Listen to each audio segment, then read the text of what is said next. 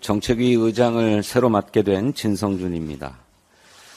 윤석열 정권의 실정과 폭정으로 국민의 고통이 지대하고 또 민주당에 거는 국민의 기대가 그 어느 때보다 큰 시기에 중요한 소임을 맡게 되어서 참으로 무거운 책임감을 느낍니다. 21대 국회의 임기가 다해가는 시점이지만 마지막 순간까지 민생 입법에 최선을 다하겠습니다. 고물가, 고금리, 고환율, 이른바 3고 현상의 장기화로 인해서 민생 경제가 그야말로 절체절명인 상황입니다. 가게 살림은 팍팍하기만 하고 기업은 내후외환의 이중고를 겪고 있습니다. 이러한 국민의 고통이 이 정권에 대한 국정 지지율로도 나타나고 있는 것 같습니다. 최근의 여론조사를 보면 정부 여당의 핵심 지지층이라고 할 수 있는 대구와 부산, 경남의 지지율마저 급락했다고 합니다. 이러한 사실을 윤석열 정권이 무겁게 받아들여야 할 것입니다. 경제 위기 상황에 맞지 않는 재정 건전성 고수 방침, 또 부자 감세 정책, 또 추경 거부, 지역 화폐 삭감 등의 반민생 정책을 전면 폐기하고 오직 민생을 구하겠다는 자세로 원점에서 민생 정책을 재검토해야 합니다. 정부가 일방적으로 거부했던 민생 법안에 대해서도 이제는 전향적인 자세로 협조해야 합니다. 민주당은 21대 국회를 마무리하기 전에 현재 법제사법위원회에 계류 중이거나 본회의에 직회부된 주요 민생 법안을 반드시 처리하겠습니다. 첫째, 민생과 물가 안정을 위한 법안을 처리하겠습니다. 양곡관리법과 농수산물 유통 및 가격 안정법을 최우선해서 처리하겠습니다.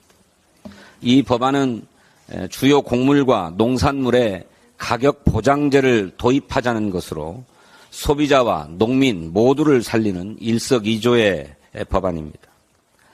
둘째, 국민의 안전과 생명을 지키기 위한 법안을 통과시키겠습니다. 무엇보다 참사의 진상규명과 재발 방지를 위한 이태원 참사 특별법 반드시 처리하겠습니다. 또 공공의료, 필수의료, 지역의료를 살릴 수 있는 국립공공보건의료대학 설립 운영법과 지역의사 양성법도 통과시키겠습니다. 국민의힘의 협조가 절실합니다. 어깃장 놓지 말고 꼭 협조해 주실 것을 당부합니다. 셋째, 상생경제를 위한 법안도 통과시키겠습니다. 가맹사업 공정화법의 처리를 통해 본사와 가맹점 간의 동반성장을 위한 공정경제 생태계를 조성하고 경제의 활력을 살리기 위한 법안입니다. 또 전세 사기 피해자분들의 그 참 억울하고 절실한 처지를 구제하기 위한 선구제 후회수를 핵심으로 하는 전세 사기 특별법도 반드시 처리되어야 합니다. 마지막으로 최수근 해병대 상병 죽음의 진상을 밝히기 위한 특검법 반드시 처리하겠습니다. 이를 통해서 억울한 죽음의 진상과 책임을 밝히고 사건을 축소 은폐하려 했던 수사외압의 실체를 반드시 규명하겠습니다. 국민의힘은 더 이상 의사일정을 거부하지 말고 민생을 위한 법안 처리에 적극적으로 협조해 주십시오. 앞에서는 협치 운운하면서 뒤로는 민생 법안 처리를 거부하는 이중적 태도, 우리 국민이 더 이상 용납하지 않을 것입니다. 민주당도 묵과하지 않겠습니다. 민생 입법은 총선에서 나타난 민의를 받드는 시금석입니다. 대통령과 국민의힘의 전향적인 태도 변화를 강력히 촉구합니다. 덧붙여서 한 가지만 짧게 말씀드리겠습니다. 어제 국회 연금개혁특위 산하의 공론화위원회가 연금개혁과 관련된 공론화의 조사 결과를 발표했습니다. 이미 보도가 되었겠습니다만 주목할 만한 것은 국민연금의 소득대체율과 보험료율 주제와 관련해서 도출된 결과입니다. 연금제도에 대한 학습과 토론이 진행될수록 노후소득 보장을 강화해야 된다라고 하는 의견이 높아졌습니다.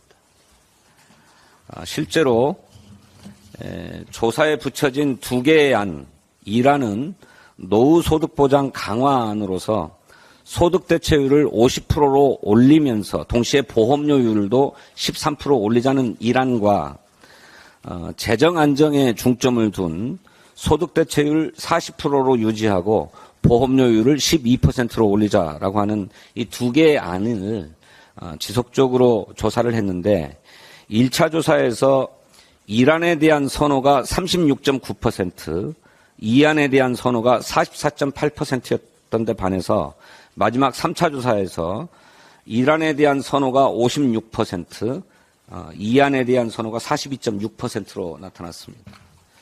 이렇게 충분한 정보와 이해에 바탕하면 합리적인 의사결정이 가능하고 소득보장 강화론의 타당성이 충분히 입증될 수 있다는 점을 확인할 수 있었습니다.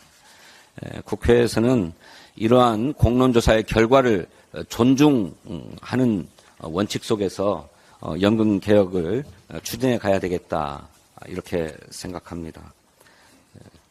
시간이 얼마 없습니다만 이렇게 공론조사까지 마친 상황이기 때문에 연금개혁특위의 양당 간사가 집중적인 협의를 통해서 핵심 의제에 대한 개혁 과제는 좀 마무리하고 나머지 과제는 22대 국회가 바톤을 이어받아서 처리해 갈 수 있도록 하는 지혜가 필요하다 그렇게 생각합니다.